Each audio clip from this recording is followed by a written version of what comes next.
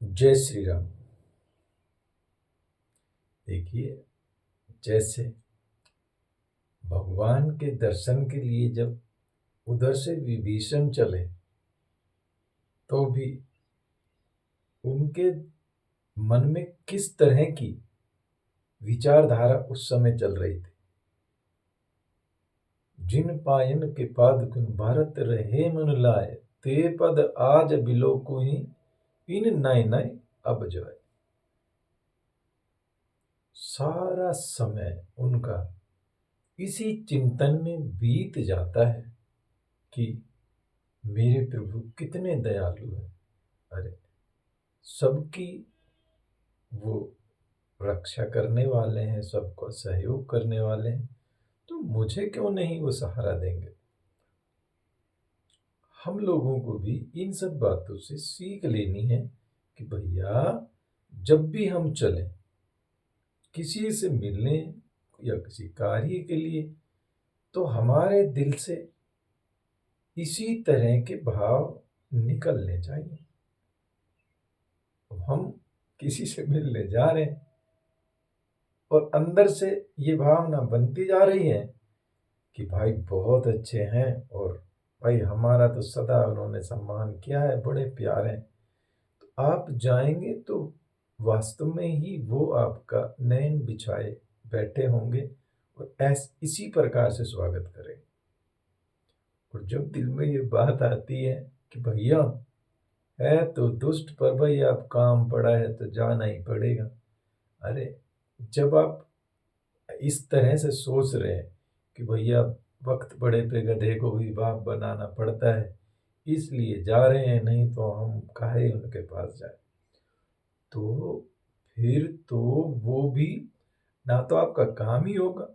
क्योंकि ये जो भावनाएं है ना, ये जुड़ी होती है कहीं ना कहीं।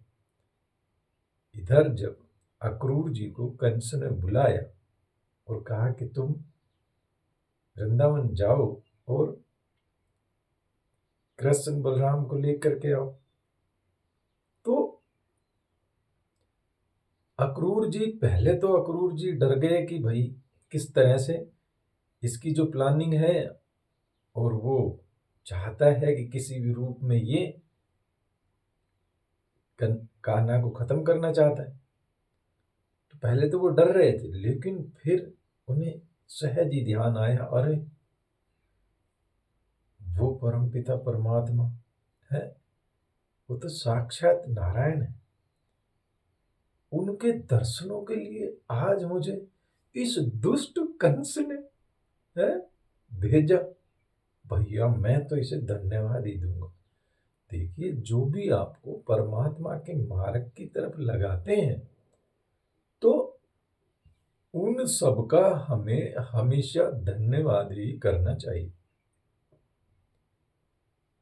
ये तो बाद में भी आप देखते हैं ना कि किसी के कारण कोई घर से अगर निकल गए और वो जा करके वहां पर बहुत बड़ा बिजनेसमैन बन जाता है या बहुत अच्छा पैसा कमा लेता है, तो वो भी, ये संसारी लोग भी उस आदमी को दुआ देते हैं, भैया उनकी वजह से आज ये हुआ, हम उनके चरणों में सत सत प्रणाम करते हैं। तो अक्रूर जी तो क्यों ना कंस जैसे दुष्ट को भी दुआ दे रहे हैं दिल से कि अरे आज मैं जाकर के उनके दर्शन करूंगा है। जितने भक्त हैं सारे उनका गुणगान गाते रहते हैं, किस तरह से मेरे लाला ने पता नहीं आज मेरे कौन सा शुभ कर्म मेरे सामने आ गया है, मेरे से कौन सा ऐसा शुभ कर्म हुआ जिसकी वजह से आज मुझे उनके दर्शन मिलेंगे, उनके श्री चरणों को देखने का मेरे को आनंद प्राप्त होगा। कहते हैं ऐसा सोचते सोचते वो रथ में चले जा रहे थे और मथुरा से वृंदावन 20-22 किलोमीटर होगा ज्यादा से ज्यादा, लेकिन बीच बीच में उनकी समाधि लग रही। श्रीमद् भागवत जी में इसका उल्लेख आता है कि बीच बीच में उनकी समाधि लग जाती है तो घोड़े खड़े हो जाते हैं, घोड़ों को कोई चलाने वाला नहीं, और वो रथ में बैठ करके उनके बारे में टोटल टाइम ये सोच रहे मेरे प्रभु ऐसे हैं, भक्तवत्सल है? किस तरह से उन्होंने दुष्टों का संहार करते रहते हैं और अपने भक्तों की रक्षा करते रहते हैं। ऐसे दीन दयाल के आज मैं उन चरणों को देखूंगा। और भैया ये सोचते ही जा रहे हैं, और बीच बीच में बता दें 2 बार तो उनकी समाधि लग जाती है रास्ते में, तो काफी समय लग जाता है उनको आने में। वो शाम के समय वहां पहुंचते। तो देखिए यहाँ पर जो विशेष बात करने का जो अर्थ, जो हमारा तात्पर्य है, वो यही है कि हम जैसा अंदर से सोचने लग जाते हैं किसी के बारे में, वैसा ही अगले का व्यवहार भी बनता चला जाएगा। तो आप अपनी तरफ से क्यों किसी के लिए गलत सोचें? भैया जो जैसा होता है वो लगभग वैसा ही सोचता है।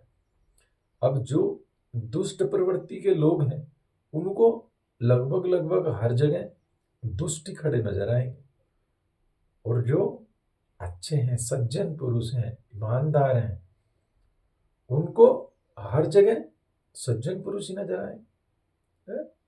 कितनी बार आप ये बात सुन चुके होंगे कि जब द्रोणाचार्य जी ने दुर्योधन से कहा कि दुर्योधन आप जाइए और इस गांव में से कोई भी एक अच्छा आदमी ढूंढ करके लाइए,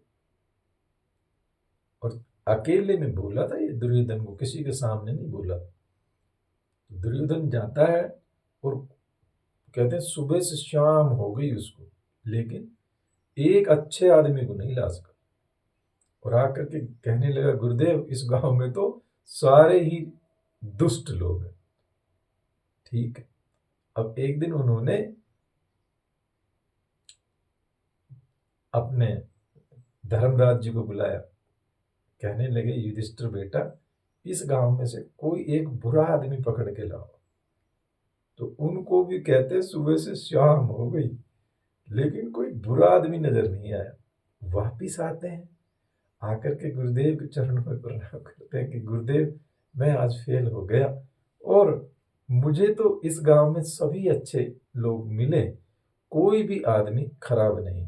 तो ये तो भैया हमारे देखने का नजरिया होता है कि जैसी दृष्टि वैसी सृष्टि। तो इस तरह से उन दोनों का सोचने में देखो कितना अंतर था। तो हम लोग भी दूसरों के बारे में पहली जो प्रिडिक्शन बना रखी होती ना, उन सबको खत्म कर दें। वो सब बातें सही नहीं है, और ऐसे सोचते जाएं जैसे अक्रूर जी सोचते हुए जा रहे हैं, ऐसे सोचते जाएं जैसे विभीषण जी सोचते हुए जा रहे हैं। तब आपको देखिए विभीषण जी को भी जाकर के राज मिल गए, राजा बन गए, लंकेश्वर बन गए। और अक्रूर जी को भी है, वो तो प्रभु तो सभी को सब कुछ देने वाले हैं, बस आपको अपनी तरफ से अच्छा सोचना है। जय श्री राम।